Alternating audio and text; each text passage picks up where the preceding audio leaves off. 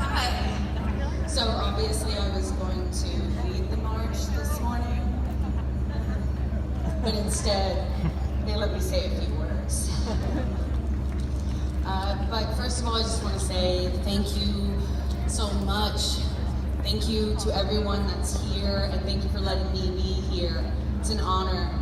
It's an honor to join the chorus, to be among the many powerful voices here to represent the wave of change we have seen sweep this country, the world, by fire. That is why I am so honored to stand here with you all now, to join in this great collection of voices, dedicated to not only realizing the tremendous power we possess when we come together, but to do so with the unprecedented strength and power we've acquired through our combined commitment and relentless dedication. We are here to make sure we recognize all the power we have when we come together, all the progress we made in doing so, and to recognize how much we still have to go to see that full equality, that's full equality, is a reality for all of us. In the home and at work, in our schools and in the boardrooms, in our pay and our physical safety, in public and in private, in principle and in practice, no matter our age, our race, creed, color, or class. A few years ago, I, like you, awoke to a world that was starting to catch flame. It started slowly. I arose from my bed one day, a few years into my own private battle, and I smelled the smoke. I had for years walked with tired and weary feet into battle every single day, alone, privately, longing for a different kind of world than the one in which I used to live. One that reminded me that despite all that I had done and fought for, all I had said and survived before and through my very public, heart-wrenchingly lonely battle for justice, that I, a woman, would never truly see it. That my voice couldn't fully count. That despite what it took for me to stand up and finally raise my voice and to speak my truth, it didn't really matter. The deck was stacked against me in ways I couldn't even begin to imagine. I learned what many women inherently know before they reach adulthood, that in my speaking out, instead of aid, support, respect, I would be met instead with hostility, skepticism, and shame. My motives would be questioned, my truth ignored, and I would do so alone. That world reminded me daily, despite the privileged life I lived as a white woman in the entertainment industry, despite the tremendous luxuries enjoyed by many of us women and otherwise traditionally marginalized groups in the Western developed world, despite all the steps taken and earned by generations before us, that I was never to be anything but a discreetly silenced second-class citizen. That I, in having stood up against the time-honored legacy of a male-dominated power structure, somehow forfeited that perceived privilege in exchange for a seemingly endless life of relentless struggle, denial, shame, and aloneness. That is the price many of us know we have to make in raising our voices. And that's why so many of us don't speak up.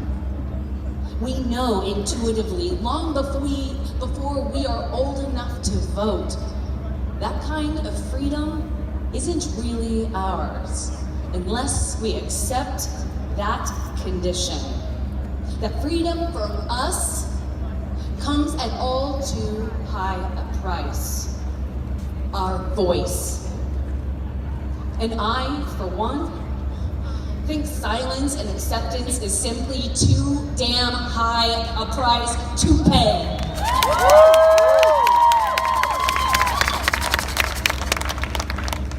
Along with democracy, we get the concept of freedom of speech from the Greeks, who said parrhesia, which means not simply freedom of speech per se, but rather fearless speech.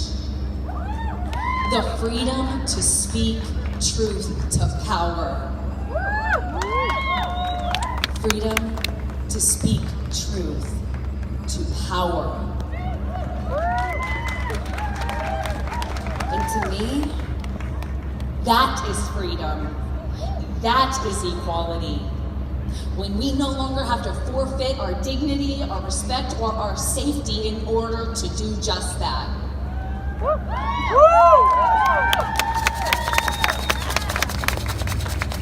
Then a flame was ignited, and it caught the world on fire. And I am here today in that, to join my voice with yours in recognizing that times are changing.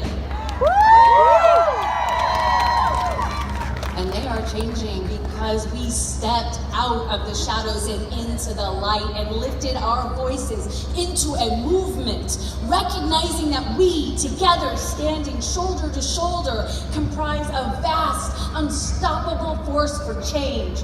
No longer willing or able to accept silence, and no longer willing or able to pay the cost for anything less.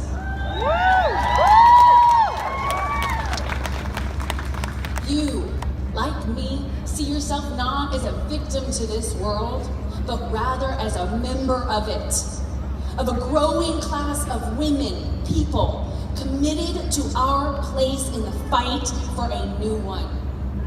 You, like me, awoke to a world that was and is changing and was changing fast. I woke up to the smell of smoke and the sound of voices. I walked with tired feet into the stream of moving cries for change, chanting a battle cry that lingers still today, a song of a new era.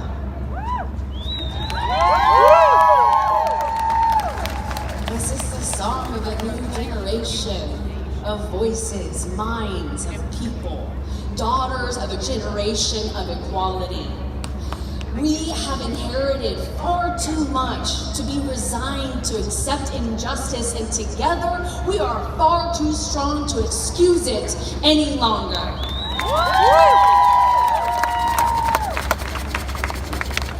I want to thank you all today for being here and being a part of changing our world. I want to thank every one of you who wakes up and looks for the flame and the sounds of chanting and thinks, yes, fuck yes, enough is enough, time is up, me too, our lives matter. It is worth fighting for a world where things are better, where things are more fair for everyone.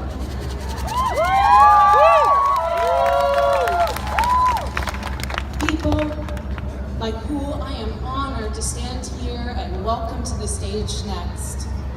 West Hollywood Mayor Pro Tempore Lindsay Horvath, a warrior for civic and social justice. She has spearheaded policies to better serve residents of all ages and created the West Hollywood Community Response Team for Domestic Violence.